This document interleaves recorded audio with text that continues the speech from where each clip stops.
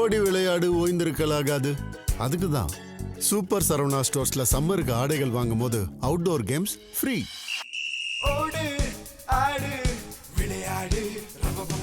Super Saravana stores summer கோடையை கொண்டாடலாம்.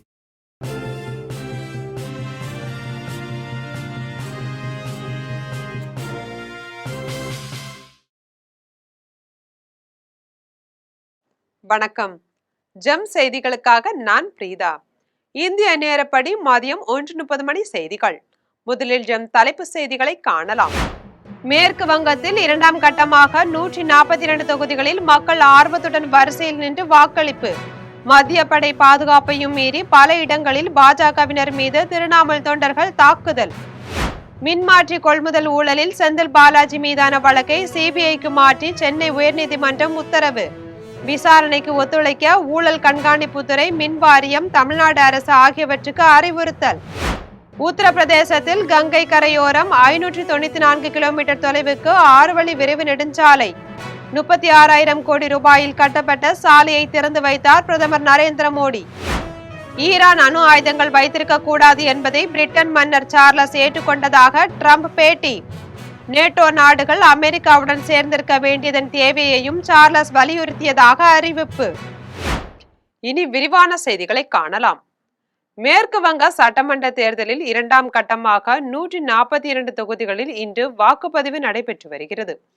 மக்கள் ஆர்வத்துடன் வாக்குச்சாவடிகளில் வரிசையில் நின்று வாக்களித்து வருகின்றனர். அதே நேரத்தில் திரிணாமுல் தொண்டர்கள் பாஜகவினர் மீது பல இடங்களில் தாக்குதல் நடத்தியுள்ளனர். மேற்கு வங்கத்தில் முதற்கட்டமாக ஏப்ரல் 23ஆம் நாள் 152 தொகுதிகளில் வாக்குப்பதிவு நடைபெற்றது.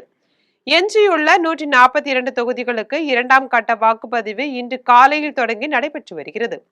காலை முதலே பொதுமக்கள் ஆர்வத்துடன் வாக்குச்சாவடிகளுக்கு சென்று வரிசையில் நின்று வாக்களித்து வருகின்றனர். வாக்காளர்கள் வெயிலால் பாதிக்கப்படாமல் இருக்க வாக்குச்சாவடிகளின் முன்பந்தல் அமைக்கப்பட்டுள்ளது. அனைத்து வாக்குச்சாவடிகளிலும் மேற்கு வங்க காவல்துறையினருடன் மத்திய துணை ராணுவ படையினரும் பாதுகாப்பு பணியில் ஈடுபட்டுள்ளனர். மத்திய இணை அமைச்சரும் பாங்கான் மக்களவை உறுப்பினருமான சாந்தனு தாக்கூர் வடக்கு 24 பர்கானா மாவட்டத்தின் தாக்கூர் நகர் வாக்குச்சாவடியில் வாக்களித்தார். கொல்கத்தாவின் எண்டல்லி தொகுதி பாஜக வேட்பாளர் பிரியங்கா திப்ரிவால் தனது வாக்குச்சாவடியில் வாக்களித்தார். மேற்கு வங்க முதலமைச்சரும் திரிணாமுல் காங்கிரஸ் தலைவருமான மம்தா பானர்ஜி தான் போட்டியிடும் பாவனிபூர் தொகுதியின் பல்வேறு வாக்குச்சாவடிகளில் வாக்குப்பதிவை பார்வையிட்டார். இதேபோல் மேற்கு வங்க எதிர்க்கட்சி தலைவரும் பவானிபூரில் அவரை எதிர்த்து பாஜக சார்பில் போட்டியிடும் வேட்பாளருமான சுவேந்து அதிகாரி பல்வேறு வாக்குச்சாவடிகளுக்கு சென்று பார்வையிட்டார். மேற்கு வங்க பாஜக தலைவர் சமிக் பட்டாச்சாரியா பிதன் நகரில் உள்ள வாக்குச்சாவடியில் குடும்பத்துடன் சென்று வாக்களித்தார். திரிணாமுல் காங்கிரஸ் நாடாளுமன்ற உறுப்பினர் சௌகதா ராய் கொல்கத்தாவில் உள்ள இங்கிலீஷ் அகாடமி வாக்குச்சாவடியில் வாக்களித்தார். மாநில அமைச்சரும் டம்டம் தொகுதி திரிணாமுல் வேட்பாளருமான சந்திமா பட்டாச்சாரியா தெற்கு கல்கத்தா ஆரிய வித்யாலயாவில் வாக்களித்தார். வசந்தி தொகுதி பாஜக வேட்பாளர் விகாஸ் சர்தாரின் கார் பின்புற கண்ணாடியை திரிணாமுல் காங்கிரஸ் தொண்டர்கள் அடித்து நொறுக்கிவிட்டதாக அவர் தெரிவித்துள்ளார். அவர்கள் தன் ஓட்டுநரையும் தாக்கியதாக அவர் குற்றம் சாட்டியுள்ளார். இதேபோல நாடியா மாவட்டம் சாப்ரா தொகுதியில் பாஜக வாக்குச்சாவடி முகவரை திரிணாமுல் காங்கிரஸ் தொண்டர்கள் தாக்கியுள்ளனர். காயமடைந்த முகவர் மருத்துவமனையில் சேர்க்கப்பட்டுள்ளார். பாஜக தலைவரும் நடிகருமான மிதுன் சக்கரவர்த்தி காசிப்பூர் தொகுதியில் வரிசையில் நின்று வாக்களித்தார். திரிணாமுல் காங்கிரஸ் தேசிய பொதுச் செயலாளரும் நாடாளுமன்ற உறுப்பினருமான அபிஷேக் பானர்ஜி கொல்கத்தாவில் வாக்களித்தார். கொல்கத்தாவில் கிருஷ்ண பக்தி இயக்கத்தை சேர்ந்த சாமியார்கள் ஆடிப்பாடி வாக்களிக்க சென்றனர். திரிணாமுல் நாடாளுமன்ற உறுப்பினர் மகுவா மொய்த்ரா ஆட்டோவில் வாக்குச்சாவடிக்கு சென்று வாக்களித்தார். கொல்கத்தாவில் மிஷனரிஸ் ஆஃப் சேரிட்டி இயக்கத்தை சேர்ந்த கன்னிமார்கள் தூயமேரி ஆலய பள்ளியில் உள்ள வாக்குச்சாவடிக்கு சென்று வாக்களித்தனர். முற்பகல் 11 மணி நிலவரப்படி 40 விழுக்காடு வாக்குகள் பதிவாகி இருந்தன. மக்கள் வரிசையில் நின்று வாக்களித்தனர். தமிழ்நாடு மின்சார வாரியத்துக்கு மின்மாற்றி கொள்முதல் செய்த முறைகேட்டில் முன்னாள் அமைச்சர் செந்தில் பாலாஜிக்கு எதிரான வழக்கை சிபிஐக்கு மாற்றி சென்னை உயர்நீதிமன்றம் உத்தரவிட்டுள்ளது. தமிழ்நாடு மின் உற்பத்தி பகிர்மான கழகத்துக்கு 2021 முதல் 2023ஆம் ஆண்டு வரையிலான காலகட்டத்தில் சுமார் 45,000 மின்மாற்றிகள் கொள்முதல் செய்யப்பட்டன. இதற்கான டெண்டரில் 397 கோடி ரூபாய் ஊழல் நடந்துள்ளதாக கூறி இது தொடர்பாக சிபிஐ விசாரணைக்கு உத்தரவிடக் கோரி அதிமுக வழக்கறிஞர் அணி துணை செயலாளர் சரவணன் சென்னை உயர்நீதிமன்றத்தில் பொதுநல வழக்கு தொடுத்தார். அதேபோல அறப்போர் இயக்கம் சார்பில் இந்த முறைகேடு குறித்து ஊழல் கண்காணிப்பு துறையில் புகார் அளிக்கப்பட்டது. அந்த புகாரின் அடிப்படையில் வழக்கு பதிய கோரி சென்னை உயர்நீதிமன்றத்தில் பொதுநல வழக்கு தாக்கல் செய்யப்பட்டது. இந்த வழக்குகளின் இறுதிக்கட்ட விசாரணை தலைமை நீதிபதி தர்மாதிகாரி நீதிபதி அருள்முருகன் ஆகியோர் முன் நடந்தது. அப்போது முன்னாள் அமைச்சர் செந்தில் பாலாஜி தரப்பில் ஆஜரான வழக்கறிஞர் இந்த டெண்டர் முறைகேடு வழக்கிற்கும் செந்தில் பாலாஜிக்கும் எந்த தொடர்பும் இல்லை என்று வாதிட்டார். அதையடுத்து ஏப்ரல் 15ஆம் நாள் வழக்கு விசாரணைக்கு வந்தபோது அரசு சார்பிலும் மனுதாரர்கள் சார்பிலும் வழக்கறிஞர்கள் நேர் நின்று தங்கள் இறுதிக்கட்ட வாதங்களை முன்வைத்தனர். இந்த வழக்கில் இன்று தீர்ப்பளித்த நீதிபதிகள் மின்மாற்றி கொள்முதல் முறைகேட்டில் முன்னாள் அமைச்சர் செந்தில் பாலாஜிக்கு எதிரான வழக்கை சிபிஐக்கு மாற்றி உத்தரவிட்டனர். மேலும் 2 வாரங்களில் அனைத்து ஆவணங்களையும் சிபிஐயிடம் ஒப்படைக்க ஊழல் கண்காணிப்பு துறைக்கு உத்தரவிட்டனர். சிபிஐ விசாரணைக்கு தமிழக அரசும் ஊழல் கண்காணிப்பு துறையும் தமிழ்நாடு மின்னுற்பத்தி பகிர்மான கழகம் ஆகியன முழு ஒத்துழைப்பு வழங்க வேண்டும் என்றும் நீதிபதிகள் அறிவுறுத்தியுள்ளனர். உத்தரப்பிரதேசத்தில் 36,000 கோடி ரூபாய் மதிப்பீட்டில் 594 கிலோமீட்டர் தொலைவுக்கு அமைக்கப்பட்டுள்ள கங்கை விரைவு நெடுஞ்சாலையை பிரதமர் நரேந்திர மோடி திறந்து வைத்துள்ளார். உத்தரப்பிரதேசத்தின் மீரட் முதல் பிரயாக்ராஜ் வரை 12 மாவட்டங்களின் வழியாக கங்கை ஆற்றின் கரையோரத்தில் 594 கிலோமீட்டர் தொலைவுக்கு 6 வழி விரைவு நெடுஞ்சாலை அமைக்கப்பட்டுள்ளது. 36,230 கோடி ரூபாய் மதிப்பீட்டில் கட்டி முடிக்கப்பட்டுள்ள இந்த சாலையின் திறப்பு விழா ஹர்தோயில் நடைபெற்றது. மீரட்டில் இருந்து பிரயாக்ராஜுக்கு செல்ல இதற்கு முன் 12 மணி நேரமானது. இந்த விரைவு நெடுஞ்சாலையால் பயண நேரம் 6 மணி நேரமாக குறைந்துள்ளது. இந்த சாலையின் தொடக்க விழாவில் பிரதமர் நரேந்திர மோடி கலந்து கொண்டு சாலையை திறந்து வைத்தார். ஈரான் அணு ஆயுதங்கள் வைத்திருக்க கூடாது என்று தான் கூறியதை பிரிட்டன் மன்னர் சார்லஸ் ஏற்றுக்கொண்டுள்ளதாக அமெரிக்க அதிபர் டொனால்ட் ட்ரம்ப் தெரிவித்துள்ளார். அமெரிக்க அதிபர் டொனால்ட் ட்ரம்ப் செய்தியாளர்களிடம் பேசினார். அப்போது தானும் பிரிட்டன் மன்னர் சார்லஸும் ஒரு விருந்தில் பங்கேற்றதாக தெரிவித்தார். அப்போது ஈரான் அணு ஆயுதம் வைத்திருக்க கூடாது என்கிற தனது நிலைப்பாட்டை மன்னர் சார்லஸும் ஆதரித்ததாக கூறினார். நேட்டோவும் அதனுடைய கூட்டாளிகளும் அமெரிக்காவுடன் சேர்ந்திருக்க வேண்டியதன் தேவையையும் மன்னர் சார்லஸ் வலியுறுத்தியதாகவும் ட்ரம்ப் கூறினார். 4 நாட்கள் ஓய்வு எடுப்பதற்காக கொடைக்கானலுக்கு குடும்பத்துடன் சென்ற முதலமைச்சர் மு.க.ஸ்டாலின் மீண்டும் சென்னைக்கு புறப்பட்டார். தமிழக சட்டமன்ற தேர்தல் கடந்த ஏப்ரல் 23ஆம் தேதி நிறைவடைந்தது. தொடர்ந்து விரைவில் முடிவுகள் வரவுள்ள நிலையில் 4 நாட்கள் ஓய்வு எடுப்பதற்காக கொடைக்கானலுக்கு குடும்பத்துடன் வருகை தந்த முதல்வர் இன்று விமானம் மூலம் மீண்டும் சென்னைக்கு புறப்பட்டார். இந்நிலையில் தங்கும் விடுதியில் இருந்து வெளியே கார் மூலம் வந்த முதல்வர் தங்கும் விடுதி வாசலில் காத்திருந்த சுற்றுலா பயணிகள் மற்றும் பொதுமக்களுடன் புகைப்படம் எடுத்தும் வாழ்த்துக்களையும் பரிமாறிக்கொண்டனர். இந்நிலையில் அவரை சந்திக்க வந்திருந்த சிறுமி ஒருவர் சிஎம் சார் நீங்க தான் கெத்து, டிவிக்கெல்லாம் பெத்து என்று கூறி முதல்வருக்கு பூங்கொத்து கொடுத்து வாழ்த்து தெரிவித்தார். தமிழின் இனிமையையும் தமிழரின் உயர்வுக்கான வழியையும் தன் கவிதையால் காட்டியவர் பாரதிதாசன் என்று முதலமைச்சர் மு.க.ஸ்டாலின் புகழாரம் சூட்டியுள்ளார். முதலமைச்சர் மு.க.ஸ்டாலின் பாரதிதாசன் பிறந்த நாளையொட்டி தனது எக்ஸ் தளத்தில் தமிழெனும் ஆயுதமேந்தி இனமானம் உரைத்த பாவேந்தர் புகழ் வாழியவே, தமிழின் இன்மையையும் தமிழரின் உயர்வுக்கான வழியையும் தன் கவிதையால் காட்டியவர் பாரதிதாசன் என்று புகழாரம் சூட்டினார். பாவேந்தரின் திண்மை நிறை தமிழ் ஒளியென நம் இனத்திற்கு துணை நிற்கட்டும் என்று கூறினார். வாக்கு சதவீதம் அதிகரிப்பு என்பது தற்போதைய ஆட்சி மீதான மக்களின் கடுமையான எதிர்ப்பை காட்டுகிறது என்று அதிமுக முன்னாள் அமைச்சர் பொள்ளாச்சி ஜெயராமன் தெரிவித்துள்ளார். திண்டுக்கல் மாவட்டம் பழனி தண்டாயுதபாணி சுவாமி கோயிலில் அதிமுக முன்னாள் அமைச்சர் பொள்ளாச்சி ஜெயராமன் சாமி தரிசனம் செய்தார்.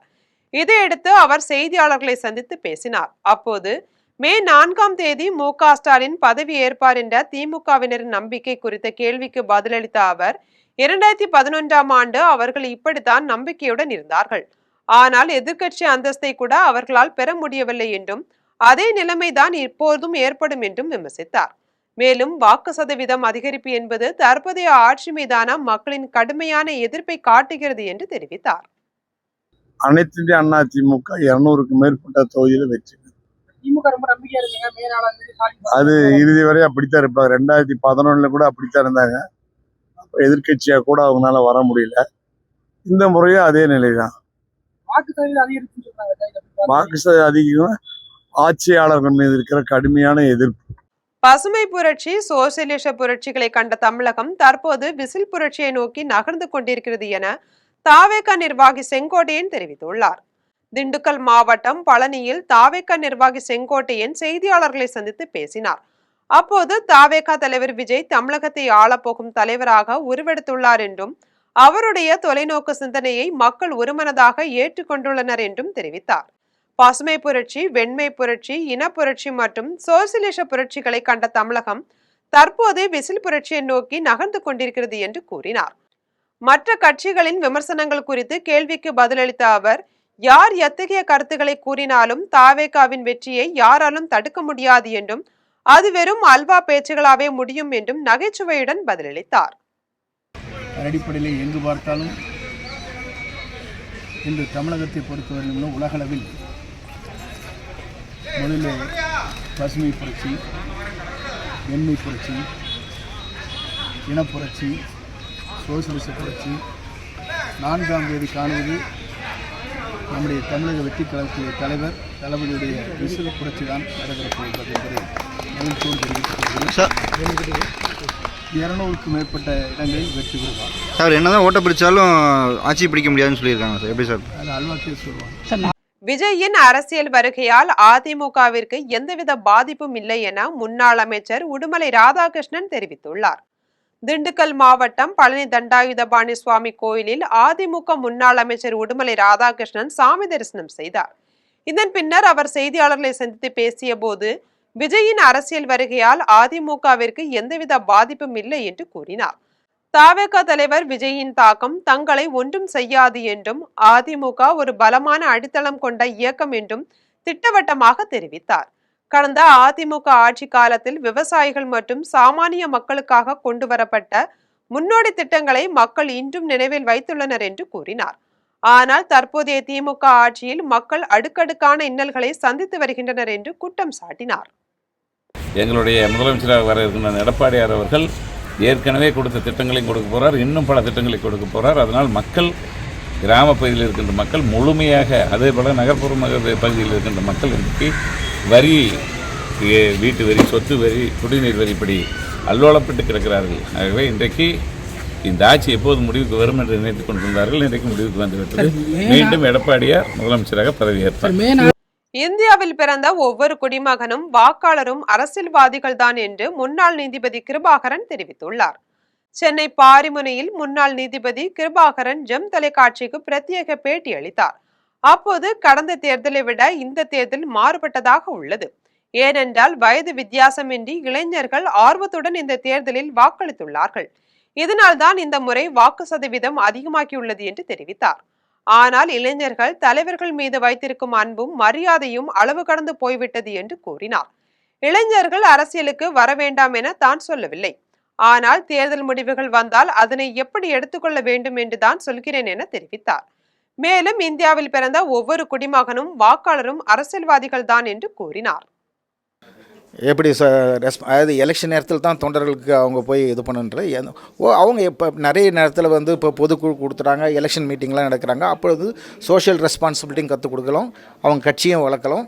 அதே நேரத்தில் எலெக்ஷன் நேரத்தில் எப்படி பிஹேவ் பண்ணணும், இப்போ இதே எலெக்ஷன் ரிசல்ட்டை எப்படி ஃபேஸ் பண்ணுறது, அதுக்கு முதல் அதுதான் முக்கியமான காரணி ஆகிடுச்சு. இப்பொழுது அது அப்போலேருந்தே சொல்லிகிட்டு இருந்தால் இந்த பிரச்சனை வராது. திடீர்னு வரும்போது தான் இந்த பிரச்சனை பூதாகாரமாக தெரியுது. ஒவ்வொரு அரசியல் தலைவரும் இது சொல்லும்போது, ஒவ்வொரு மீட்டிங்கில் போகும்போது நாம் கண்டிப்பாக வெற்றி பெறுவோம், ஒரு கால் வெற்றி பெறவிட்டால் அதை நாம் சரியான முறையில் அணுகணும் அப்படின்னு சொல்லணும். தர்மபுரியில் குளிர்பானங்கள் மற்றும் ஐஸ்கிரீம் தயாரிப்பு நிலையங்களை கண்காணித்து உணவு பாதுகாப்புத்துறை குழுவினர் ஆய்வு செய்தனர். தமிழகத்தில் கோடை வெயில் நாளுக்கு நாள் அதிகரித்து வருகிறது. இந்நிலையில் குளிர்பானங்கள் மற்றும் ஐஸ்கிரீம் தயாரிப்பு நிலையங்களை கண்காணித்து உணவு பாதுகாப்புத்துறை மாவட்ட நியமன அலுவலர் கைலாஷ்குமார் தலைமையில் ஆய்வு செய்யப்பட்டது. தொடர்ந்து தர்மபுரியில் ஒன்றிய உணவு பாதுகாப்பு அலுவலர் நந்தகோபால் உள்ளிட்ட குழுவினர் தர்மபுரி சுற்றியுள்ள பகுதிகளான ஏமக்குட்டியூர், உங்காரநள்ளி, குமாரசாமிப்பேட்டை உள்ளிட்ட பகுதிகளில் உள்ள ஐஸ்கிரீம் தயாரிப்பு, விநியோக விற்பனை நிலையங்கள் மற்றும் பழக்கடைகள், பலரசங்கள் விற்பனை நிலையங்களில் ஆய்வு செய்தனர். மேலும் உபயோகப்படும் மூலப்பொருட்கள் தரமானதாகவும் உரிய காலாவதி தன்மை உடையதாக இருத்தல் அவசியம் எனவும், தன் சுத்தம், சுற்றுப்புற சுகாதாரம் பராமரிக்க உரிய தலையுறை, மேலங்கி, அணிந்து பணியாற்றிட விழிப்புணர்வு செய்யப்பட்டது. தருமபுரி மாவட்ட ஆட்சியர் அலுவலகத்திற்கு 5வது முறையாக வந்த வெடிகுண்டு மிரட்டல் சம்பவம் பொதுமக்களிடையே பெரும் அதிர்ச்சியை ஏற்படுத்தியுள்ளது. தருமபுரி மாவட்ட ஆட்சியர் அலுவலகத்திற்கு மர்ம நபர்களிடமிருந்து வெடிகுண்டு மிரட்டல் வந்தது. இந்த மிரட்டலை தொடர்ந்து பாதுகாப்பு கருதி அலுவலகத்தில் இருந்த ஊழியர்கள், பொதுமக்கள் என அனைவரையும் உடனடியாக வெளியேற்றப்பட்டனர். இதுகுறித்து காவல்துறைக்கு தகவல் அளிக்கப்பட்டதும் வெடிகுண்டு கண்டறியும் நிபுணர்கள் விரைந்து வந்தனர். உதவி ஆய்வாளர்கள் பூபதி, முருகன் ஆகியோர் தலைமையில் காவல்துறையினர் பலத்த பாதுகாப்பு பணியில் ஈடுபட்டனர். மேலும் வெடிகுண்டு கண்டறியும் பிரிவைச் சேர்ந்த தலைமை காவலர்கள் திருமால், வெங்கடேஷ், சவுந்தரபாண்டியன், சென்னப்பன், அம்சராஜ் ஆகியோர் அடங்கிய குழுவினர் மோப்பனாய் அழகன் உதவியுடன் அதிரடி சோதனையில் ஈடுபட்டனர். நீண்ட நேரம் சோதனைக்கு பிறகு வெடிகுண்டு மிரட்டல் பெரும் வதந்தி என்பது உறுதி செய்யப்பட்டது. இதையடுத்து அலுவலக பணிகள் மீண்டும் தொடங்கின. தாய்லாந்தில் இருந்து சென்னை விமான நிலையத்திற்கு 10.7 கிலோ எடையுள்ள உயர் ரக ஹைட்ரோபோனிக் கஞ்சாவை கடத்தி வந்த நபர்களை சுங்கத்துறை அதிகாரிகள் கைது செய்துள்ளனர். சென்னை மீனம்பாக்கம் சர்வதேச விமான நிலையத்தில் சுங்கத்துறை அதிகாரிகள் சோதனையில் ஈடுபட்டனர். அப்போது தாய்லாந்தில் இருந்து கடத்தி கொண்டு வரப்பட்ட 10,70,00,000 ரூபாய் மதிப்பிலான 10.7 கிலோ எடையுள்ள உயர் ரக ஹைட்ரோபோனிக் கஞ்சாவை அதிகாரிகள் கைப்பற்றினர். இதையடுத்து போதைப் பொருட்கள் கடத்தல் சட்டம் மற்றும் சுங்க சட்ட விதிமுறைகளின்படி கடத்தல் செய்த நபரை சுங்க அதிகாரிகள் கைது செய்தனர். இந்த உயர் ரக ஹைட்ரோபோனிக் கஞ்சாவை யாரிடம் ஒப்படைக்க கடத்தி கொண்டு வரப்பட்டது என்பது தொடர்பாக சுங்க அதிகாரிகள் தீவிர விசாரணை மேற்கொண்டனர். தொடர்ந்து இந்த சம்பவத்தால் சென்னை விமான நிலையத்தில் பெரும் பரபரப்பை ஏற்படுத்தியுள்ளது. மலப்புரம் அருகே கட்டுப்பாட்டை இழந்த கார் சாலையில் கவிழ்ந்து விபத்துக்குள்ளானதில் அதிர்ஷ்டவசமாக காரில் இருந்தவர்கள் உயிர் தப்பியுள்ளனர். கேரள மாநிலம் வளவஞ்சேரி பகுதியில் உள்ள சாலையில் கார் ஒன்று சென்று கொண்டிருந்தது. அப்போது கட்டுப்பாட்டை இழந்த கார் சாலையின் அருகில் இருந்த வீட்டின் சுற்றுச்சுவரில் மோதி விபத்துக்குள்ளானது. இந்த விபத்தில் குழந்தைகள் உட்பட 5 பேர் அதிர்ஷ்டவசமாக லேசான காயங்களுடன் உயிர் தப்பினர். இந்நிலையில் பொதுமக்கள் அவர்களை மீட்டு அருகிலுள்ள மருத்துவமனைக்கு சிகிச்சைக்காக அனுப்பி வைத்தனர். கார் மதில் சுவரில் மோதி கவிழ்ந்து விபத்துக்குள்ளான காட்சிகள் தற்போது சமூக வலைதளங்களில் வெளியாகி பெரும் பரபரப்பை ஏற்படுத்தியுள்ளது. துடியலூரில் அதிவேகமாக சென்ற தண்ணீர் லாரி சாலையின் சென்டர் மீடியனில் மோதி விபத்துக்குள்ளானதில் ஓட்டுநர் படுகாயமடைந்துள்ளார்.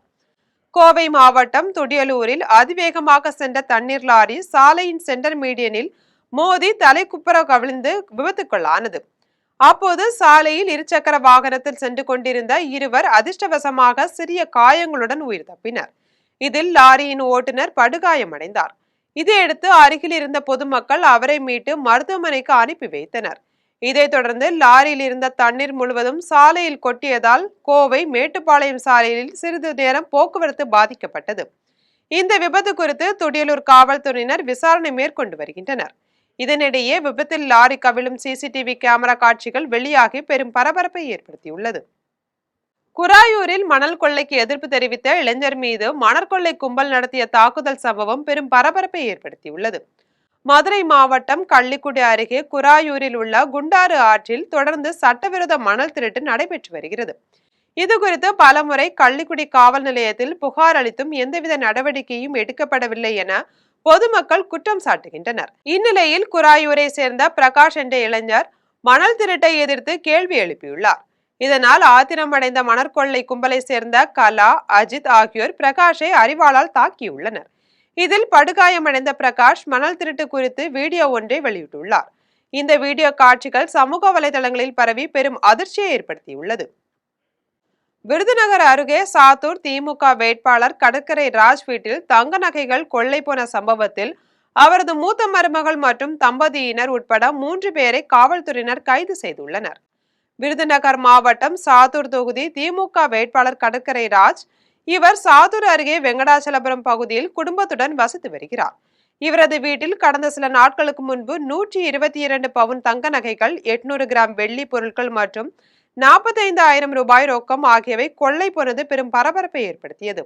இச்சம்பவம் குறித்து கடற்கரை ராஜின் மருமகள் வக்சலா சாத்தூர் காவல் நிலையத்தில் புகார் அளித்தார். புகாரின் அடிப்படையில் சாத்தூர் துணை காவல் கண்காணிப்பாளர் குருசாமி தலைமையில் 3 தனிப்படைகள் அமைத்து குற்றவாளிகளை தேடி வந்தனர். இந்த சம்பவம் தொடர்பாக முதுகுளத்தூரை சேர்ந்த ஆரோக்கிய ஜான் போஸ்கோ சாத்தூர் நீதிமன்றத்தில் சரணடைந்தார். இதையடுத்து அவரிடமிருந்து 12 பவுன் நகைகள் பறிமுதல் செய்தனர். இதன் பின்னர் அவரிடம் காவல்துறையினர் விசாரணை மேற்கொண்டதில் கடற்கரை ராஜின் மூத்த மகன் வினோத்தின் மனைவி அபிநயா இச்சம்பவத்தில் ஈடுபட்டது தெரியவந்தது. வினோத், அபிநயா இருவருக்கும் இடையே கருத்து வேறுபாடு காரணமாக கடந்த 2 ஆண்டுகளுக்கு மேலாக தனியே வாழ்ந்து வந்தவர்கள் என்பது குறிப்பிடத்தக்கது. இதைத் தொடர்ந்து இந்த வழக்கில் அபிநயா மற்றும் சாத்தூர் ஹவுசிங் போர்டு பகுதியை சேர்ந்த சுரேஷ்குமார் மற்றும் அவருடைய மனைவி பவானி ஆகிய 3 பேரையும் காவல்துறையினர் கைது செய்தனர். திருவண்ணாமலையில் நடைபெற்ற திருநங்கைகளுக்கான மிஸ் வேடந்தவாடி அழகு போட்டியில் முதல் 3 இடங்களை பிடித்தவர்களுக்கு கேடயம் மற்றும் நினைவு பரிசுகள் வழங்கப்பட்டன. திருவண்ணாமலை மாவட்டம் கீழ்பெண்ணாத்தூர் அருகே வேடந்தவாடி கிராமத்தில் உள்ள கூத்தாண்டவர் ஆலயத்தில் தேர் திருவிழாவை முன்னிட்டு தாலி கட்டும் நிகழ்ச்சி மற்றும் மிஸ் வேடந்தவாடி 2026ஆம் ஆண்டு திருநங்கைகளுக்கான அழகு போட்டி நடைபெற்றது. இதில் சிறப்பு அழைப்பாளராக நடிகர் சபரி கலந்து கொண்டார். போட்டியில் மும்பை, சென்னை, பாண்டிச்சேரி, மேல்மலையனூர் உள்ளிட்ட பகுதிகளில் இருந்து ஏராளமான திருநங்கைகள் பங்கேற்று தங்களின் திறமைகளை வெளிப்படுத்தினர். இதில் சென்னையை சேர்ந்த திருநங்கை லத்திகா முதல் இடத்தையும், பாண்டிச்சேரியை சேர்ந்த பவ்யா 2ஆம் இடத்தையும், சென்னையை சேர்ந்த சாய்ஸ்ரீ 3ஆம் இடத்தையும் பிடித்தனர். அவர்களுக்கு கேடயம் மற்றும் நினைவு பரிசுகள் வழங்கப்பட்டது. ரொம்ப சந்தோஷமா இருக்கு. என் குடும்பத்துக்குலாம் தெரிஞ்சா ரொம்ப ஹாப்பியா இருப்பாங்க. நீங்களும் எல்லாருமே எனக்கு நல்ல ஹெல்ப் பண்ணுங்க. இன்னும் நான் நிறைய ப்ரைஸ் வாங்கணும்னு எதிர்பார்க்குறேன். அதுக்கு நீங்களால முடிஞ்ச ஹெல்ப் நீங்கள் பண்ணுங்க. ஓகே, எங்கள் ஆயாவுக்கு நன்றி. மகேஸ்வரி ஆயா, எங்கள் ஆயா அவங்க வீட்டில் தானே இருக்கேன், அவங்களுக்கு நன்றி. ஆனந்தி ஆயான்றவங்க அவங்களுக்கு நன்றி. வர்ஷாயான்றவங்க மயிலாடுதுறையில் உள்ள ஐயாரப்பர் சுவாமி கோவிலில் நடைபெற்ற திருக்கல்யாண உற்சவத்தில் ஏராளமான பக்தர்கள் கலந்து கொண்டு திருக்கல்யாண வைபவத்தை கண்டு சாமி தரிசனம் செய்தனர். மயிலாடுதுறையில் உள்ள ஐயாரப்பர் சுவாமி கோயிலில் சித்திரை பெருவிழாவையொட்டி திருக்கல்யாண உற்சவம் நடைபெற்றது. இதில் சுவாமிக்கு சிறப்பு அபிஷேக ஆராதனைகள் நடைபெற்றது. தொடர்ந்து மேளதாளங்கள் முழங்க சுவாமிக்கும் அம்மனுக்கும் திருக்கல்யாணம் நடைபெற்றது. திருக்கல்யாணத்தின் போது பெண்கள் புதிதாக தாலிகளை மாற்றிக்கொண்டனர். இதில் ஏராளமான பக்தர்கள் கலந்து கொண்டு திருக்கல்யாண வைபவத்தை கண்டு சாமி தரிசனம் செய்தனர். விழாவில் கலந்து கொண்ட அனைவருக்கும் பிரசாதம் வழங்கப்பட்டது. கோயம்பேடு மார்க்கெட்டில் உள்ள மளிகை கடையில் தீ விபத்து ஏற்பட்டதால் 20 லட்சம் ரூபாய் மதிப்பிலான பொருட்கள் தீயில் கருகி சேதமடைந்தன. சென்னை கோயம்பேடு மார்க்கெட் பகுதியில் நள்ளிரவில் மளிகை கடையில் தீ விபத்து ஏற்பட்டது. இதில் 20 லட்சம் ரூபாய் மதிப்பிலான பொருட்கள் தீயில் கருகி சேதமடைந்தன. தகவல் அறிந்து சம்பவ இடத்திற்கு வந்த தீயணைப்பு வீரர்கள் போராடி தீயை அணைத்தனர். இதைத் தொடர்ந்து கோயம்பேடு காவல்துறையினர் தீ விபத்திற்கான காரணம் குறித்து தீவிர விசாரணை மேற்கொண்டனர். இந்த சம்பவத்தால் அப்பகுதியில் பெரும் பரபரப்பை ஏற்படுத்தியுள்ளது. பழனி தண்டாயுதபாணி சுவாமி கோயில் மற்றும் அதன் உப கோயில்களில் நடைபெற்ற உண்டியல் காணிக்கை என்னும் பணியில் மொத்தம் 7,19 லட்சம் ரூபாய் வருவாய் கிடைத்துள்ளது. திண்டுக்கல் மாவட்டம் பழனி தண்டாயுதபாணி சுவாமி கோயிலில் 2 நாட்களாக நடைபெற்ற உண்டியல் காணிக்கை என்னும் பணி தற்போது நிறைவடைந்தது. இதில் 2 நாட்களில் மட்டும் 6,97,08,000 ரூபாய் பணமும், 1035 கிராம் தங்கமும், 16.7 கிலோ வெள்ளி பொருட்களும் உண்டியலில் இருந்து எடுக்கப்பட்டுள்ளன. மேலும் வெளிநாட்டு பக்தர்கள் வழங்கிய 2,240 கரன்சி நோட்டுகளும் காணிக்கையாக பெறப்பட்டுள்ளன. இதேபோல் பழனி திரு ஆவினன்குடி கோவில், பெரியநாயகி அம்மன் கோவில், மீனாட்சி அம்மன் கோவில், காமாட்சி அம்மன் கோவில், ஒட்டன்சத்திரம் குழந்தை வேலப்பர் கோவில் உள்ளிட்ட உப கோயில்களின் உண்டியல் காணிக்கையாக 22,14,119 ரூபாய் பணம் கிடைத்துள்ளது. இவை அனைத்தையும் சேர்த்து பழனி கோவில் நிர்வாகத்திற்கு இந்த முறை மொத்தமாக 7,19,22,306 ரூபாய் ரொக்கம் காணிக்கை வருவாயாக கிடைத்துள்ளது. இனி வருவது திரையுலக செய்திகள். பிரபல நடிகர் ரஜினிகாந்தின் கூலி படத்தின் பவர் ஹவுஸ் என்ற பாடல் இணையத்தில் 10 கோடி பார்வையாளர்களை கடந்து சாதனை படைத்துள்ளது. லோகேஷ் கனகராஜ் இயக்கத்தில் நடிகர் ரஜினிகாந்த் நடிப்பில் கடந்த 2025ஆம் ஆண்டு கூலி படம் வெளியானது. இப்படத்தில் நாகார்ஜுனா, உபேந்திரா, சத்யராஜ், சௌபின் ஷாகிர், ஸ்ருதிஹாசன் மற்றும் ராஷிதா ராம் ஆகியோர் முக்கிய கதாபாத்திரங்களில் நடித்திருந்தனர். இதில் ஆமீர் கான் கௌரவ தோற்றத்தில் நடித்திருந்தார். இப்படம் உலக அளவில் முதல் நாளில் 151 கோடி ரூபாயும், முதல் வாரத்தில் 229 கோடியே 65 லட்சம் ரூபாயும் வசூலித்து சாதனை படைத்தது. இதைத் தொடர்ந்து இப்படத்தின் பவர் ஹவுஸ் என்ற பாடல் இணையத்தில் 10 கோடி பார்வையாளர்களை கடந்து சாதனை படைத்துள்ளது. சுதந்திர இந்தியாவில் தமிழ்நாடு இவ்வளவு கடன் வாங்கியதே கிடையாது என்று பாஜக மூத்த தலைவர் தமிழிசை சவுந்தரராஜன் குற்றம் சாட்டியுள்ளார். சென்னை